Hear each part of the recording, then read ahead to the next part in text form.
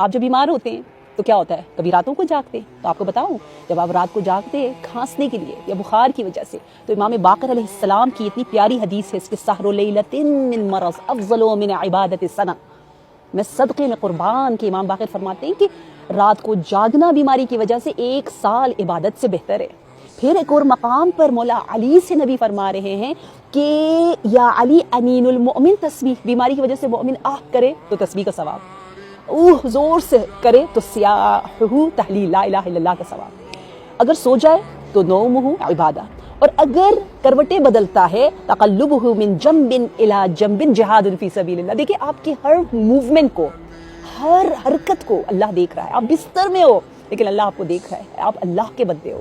کتنا مہربان ہے اللہ پروردگار عالم. اچھا جی، مجھے یہ کنورسیشن بڑی اچھی لگی کہ جناب ابو ذر سے نبی صلی اللہ علیہ وسلم نے پوچھا کہ کیسی طبیعت، تو کہا میں بخار میں ہوں، بیمار ہوں. تو جواب دیا اصبحت فی روضۃ